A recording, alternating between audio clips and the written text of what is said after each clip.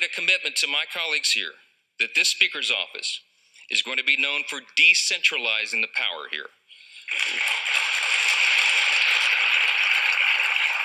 Welcome to the Crypto Teacher. And you know I come back with that video just to make you think. Don't forget to like and subscribe to the channel. Support this great content by hitting the Cash App and by joining the Patreon. And we have Mike Johnson Decoded. Now guys, you know I can't say what I want to say here. I'm going to do a video for the Crypto channel.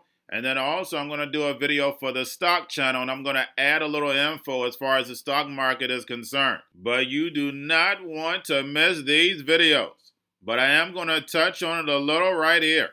Mike Johnson talks about the 247-year experiment. And guys, we know it's been longer than that, but this experiment is definitely over. We know the so-called founding fathers of this country stole the land and then enslaved the people. And guys, now we're ready to move over into the fourth industrial revolution. And we have Mike Johnson states there is no coincidences. And he's exactly right. We know none of these politicians are elected, they're selected. And God doesn't put these people in authority. We know, for we not wrestle with flesh and blood, but against principalities, against powers, against the rulers of darkness of this world, against spiritual wickedness in high places. And we know all politicians are paid puppets. They're there to push the NWO's agenda. And who's creating all this chaos? That's right, the banks. And we know the banks are the biggest what? I'll let you finish that. And the creed of the United States, God we trust. Guys, we know we're not celebrating the same God. And we're going back to fascism, Marxism, communism. And what is the first bill he says he's going to sign? He's going to sign the drums of beating. It's order out of chaos, guys. But the key word he stated was decentralized. Guys, we know that's crypto talk. And we know in the fourth industrial revolution, you won't need a Congress. Remember, we're in a fragmented world. They have to break up everything in order to bring in the machines. And we have Mike Pence suspends his race, and his people are at the Trump rally. And I'm going to get into that more in the Patreon video. But then, guys, of course, remember, all this chaos is to bring on this digital transformation. Every fiat currency dies. And we know the United States has went past its life. Now we're going to be moving over to a digital economy. And like Gary Gensler states, they're not going to allow you to take over the system, but they will bring in your technology in order to help. And we clearly see with Chainlink teaming up with Swift. So then therefore they're getting all this data from the blockchains so they stay in control. And then you have protocols like XLM, XRP, Bitcoin, Lightning that's moving money just about free around the world. So we know our current banking system can't survive. So when it comes to all these distractions, and of course when you're talking about people, they're going to use their emotions. They're not even looking at cryptocurrency and this new digital economy for the reasons why the drums are beating, but the NWO has pulled this off every single time. Anytime America is broke, we know the drums get the beating. But this time, guys, they're changing the whole financial system, and it takes time to do. It's going to take about 3 to 5 years to really get it up and running. So that's the reason why we're going to get distraction after distraction after distraction. But it's one thing we're not looking at, and I'm going to go over in the Patreon video the real chaos they have behind the curtain. And you know the Crypto Teacher is going to give you the truth, nothing but the truth. Yes, the truth hurts, but it sets you free. And never forget, guys, you live in a movie. Your life is an illusion, and TV is your reality. The robots, algorithms, and drones are definitely about to take over this economy, and the sheep are going inside the metaverse if they don't wake up. And we know they're going to get that programmable money, happy to go in. But little do they know, it's going to be telling them what, where, and when and how to buy, and they have 3 to 6 months to spend it or poof, it's gone. Wake up your friends and family, because they do not want to get caught on the wrong side of history. And remember, the Crypto Teacher told you, because he knows When it comes to the NWO, it's all planned out. And NWO means no way out. Just remember that. You have a wonderful day. In the obvious, we all know that the world is in turmoil. But a strong America is good for the entire world.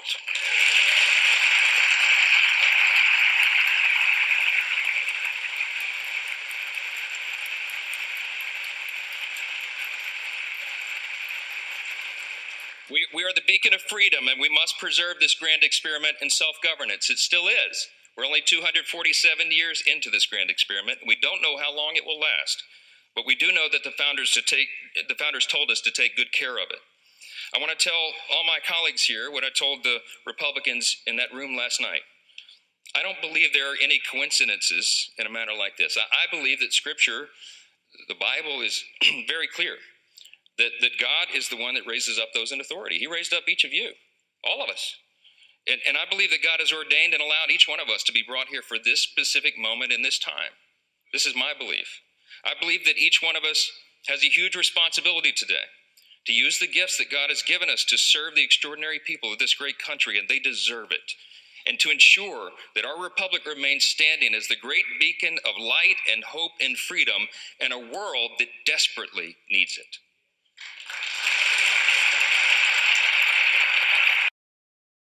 It was in 1962 that our national motto, "In God We Trust," was adorned above this rostrum.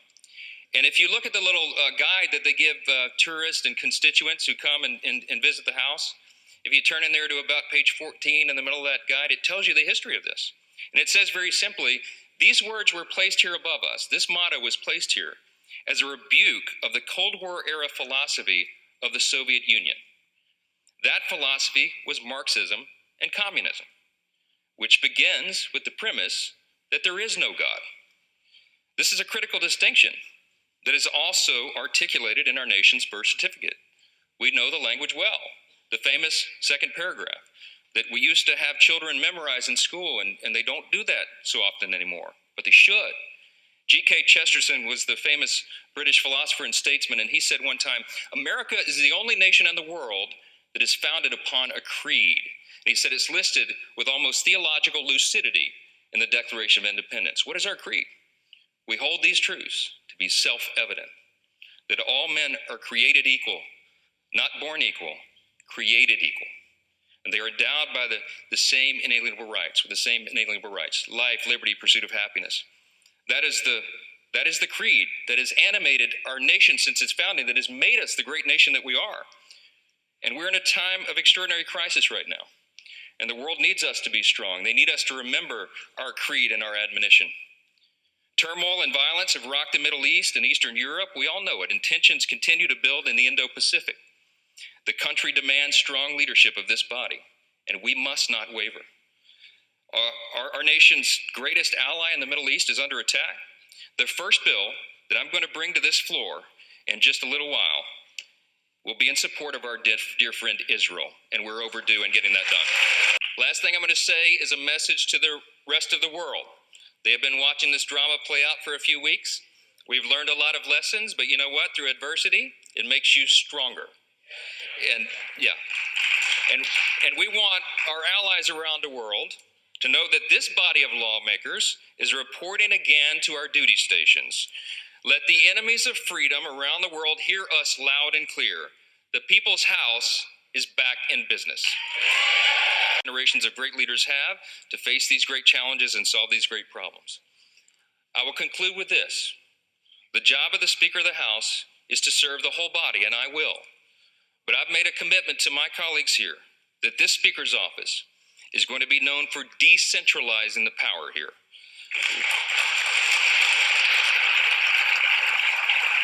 Breaking news, former Vice President Mike Pence has just suspended his campaign for president. CNN's Kristen Holmes joins me now from Las Vegas. Talk about a very big surprise coming out of that conference today. I'm guessing nobody saw that coming. Yeah, Jim, this was a huge surprise. I talked to some of the event planners who said they had no idea that this was coming. I saw some of Pence's top aides here. Wondered why they had come to this event, but obviously now that is clear. Over 70% of the crypto market is Bitcoin, Ether, Litecoin, Bitcoin Cash. Why did I name those four? They're not securities. 3/4 of this market is probably not securities. Central monopolist with another central monopolist. A lot of commercial banks aren't terribly excited about that. Maybe you're going to have to give some ownership. Maybe you'll have to give 50% of your ownership to the 20 banks that are now, part of this. I mean, there are other ways to build incentive systems. Maybe you put a native token in there, and you give them the native token. So there may be other incentive ways to beat the current monopolist. But I, having been around commercial banks for a long time, they really are looking for ways to replace their aggregators in their back office, whether it's clearing, settlement, exchanges, credit agencies. But they are deeply understanding, because they are pretty ambitious and very good at making money as well. They deeply understand that every idea that's pitched to them is somebody who currently is small but wants to get big and gain market power. So they're also always thinking about how to ensure that there's a check to slow down your startup from gaining market power 5, 10, and 15 years from now. They don't want you to be the next clearinghouse like the Chicago Mercantile Exchange or Intercontinental Exchange. They don't want you to be the next central node of market power. So you might share some of that with them, or you might find an incentive system. Going to a different economy, and we're going to be learning more about that as we go. But clearly, we're learning that things can be done from remote locations. We're learning that technology can replace people even more than we thought. We're not going back to the same economy. We're recovering, but to a different economy, and it'll be one that is more leveraged to technology. And I worry that is going to make it even more difficult than it was for many workers. In Silicon Valley, and my friends who work in technology know that what we did to the manufacturing workers, we are now going to do to the retail workers, the call center workers, the fast food workers, the truck drivers, and then even bookkeepers, accountants, insurance agents, lawyers, and on through the economy. So what happened to the manufacturing workers is a very clear sign. And so we'll import Chinese-based CBDC technology. So it's going to be CBDC in a box provided to you by the People's Bank of China. But every stock, every bond, every currency, every commodity, every piece of art, every private business, every piece of real estate will eventually be a token on a blockchain, an entry on a ledger, permanent and immutable. We will have truth instead of trust, and we will save over $7 trillion a year. 6 to 8% of global GDP is wasted by the friction of the trust industry that's necessary when you have dual entry accounting. With triple entry accounting, which is what a blockchain is, we get rid of all of that friction. It's a beautiful future. Like what you see in China and their social credit scoring systems, right? If we get identity wrong, it could be a tool to enslave humanity. And if we get it right, it could be a tool to liberate humanity. And as an American, I'm obviously rooting for the one that's on the side of freedom. Bitcoin is an international asset. And also, I do believe the role of crypto is, it's digitizing gold. I actually believe this technology is going to be very important. Look at it. We have been part of the huge revolution in investing through ETFs. We believe that ETFs will be changing the whole way we invest. Many people still use it as a means, people are investing it for indexing. No, the majority of people who are putting money in in ETFs are active investors that are buying exposure. The entire bond market is being transformed as we talk right now. I believe the next generation for markets, the next generation for securities will be tokenization of securities. And if we could have that distributed ledger that we know every beneficial owner, every beneficial seller, we all have our code of who's buying, who's selling, instantaneous settlement. And think about it, it changes the whole ecosystem. Cryptoteacher and the New World Order book Plus the 3 kids books. It's time to re-educate. Also, new to cryptos, Coinbase, Bitrue, Binance.